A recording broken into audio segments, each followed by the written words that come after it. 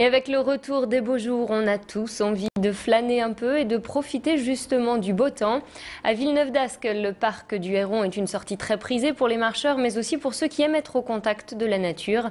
Hier, alors que le mercure lillois affichait des températures records pour le mois d'avril, nos caméras sont allées prendre l'air dans cet espace verdoyant. Loïc Blondel et Clément Carion ont tendu leur micro aux flâneurs. Visiblement, le soleil, ça fait du bien au moral. Je vous propose d'écouter quelques réactions recueillies à leur micro. Bon, on n'est pas encore en été, on s'imagine l'été, déjà qu'il fait bien chaud ici, l'été ça va être un vrai cagnard.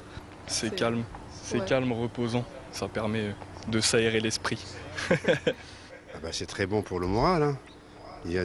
Donc on est bien, on est heureux, on a envie de sortir, de profiter du bon temps, hein. Donc c'est le bonheur, hein. On sort les vélos, hein, il fait beau, on fait le tour du parc. Ça permet de prendre des couleurs et le soleil, ça fait toujours du plaisir, quoi. Voilà. Ils sont désormais 20 grévistes du Grand Stade vont devoir répondre de leurs actes devant le tribunal de Lille ce matin. La direction du groupe de BTP Eiffage a assigné une partie de ses salariés devant la justice pour demander la libre circulation sur le site du Grand Stade de Villeneuve-d'Ascq. Depuis plus d'une semaine maintenant, la quasi-totalité des employés d'Eiffage Construction et Eiffage Travaux Publics est en grève. Ils bloquent l'entrée du site et empêchent les sous-traitants et les camions d'entrer.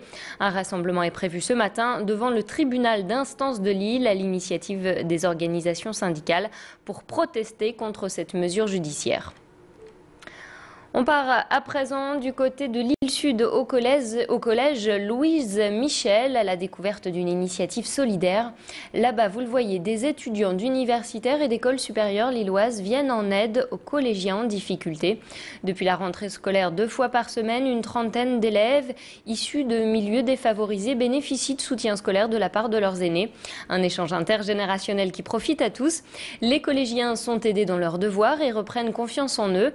Du côté des étudiants, ils ont la satisfaction de voir leurs élèves progresser. Écoutez ces réactions recueillies par notre reporter Tanguy Lécluse. Ils nous aident pour nos devoirs. On aide les jeunes à mieux se développer et réussir le brevet. Et pour qu'ils puissent avoir un meilleur avenir, il y en a beaucoup qui rêvent d'aller au lycée et pour leur permettre justement de bien arriver au lycée et faire des études et faire quelque chose qu'ils ont envie de faire plus tard. Je comprends mieux quand on m'explique. Ça fait plaisir d'aider des gens qui n'ont pas la chance d'avoir l'aide qu'on pourrait recevoir nous chez nous. J'ai des meilleures notes. Ils ont envie de progresser et il y a vraiment un progrès entre le début et la fin. Donc c'est vraiment encourageant et ça donne envie de continuer et vraiment les aider parce qu'on voit que ça sert à quelque chose en fait. Jeudi, l'intersyndicale de l'AFPA a appelé les salariés à une journée de grève et d'action contre le projet de réorganisation de l'organisme public de formation. Dans le cadre de ce mouvement national, un rassemblement a eu lieu hier après-midi devant le siège de la direction régionale à Lille. Les manifestants dénoncent le non-remplacement des départs des formateurs. Sur l'Hexagone, l'AFPA aurait perdu 2000 emplois en un an. Autre motif de mécontentement, le manque de matières premières pour former les stagiaires. Plus d'explications avec une de ces manifestantes au micro de Pierre Beauvillain. Ce qui menace aujourd'hui l'AFPA, c'est la mise en concurrence de la formation professionnelle. On est aujourd'hui soumis à des appels d'offres. Avant, on était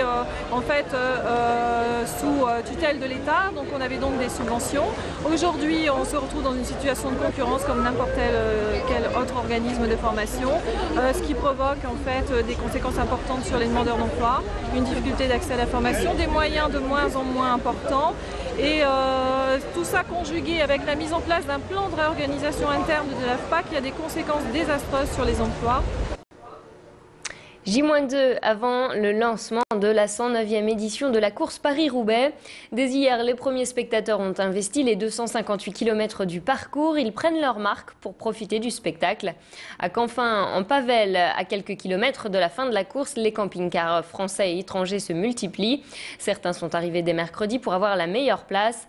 Après l'installation de la famille et des animaux, on sort les drapeaux, on fait connaissance avec les voisins et puis il n'y a plus qu'à attendre.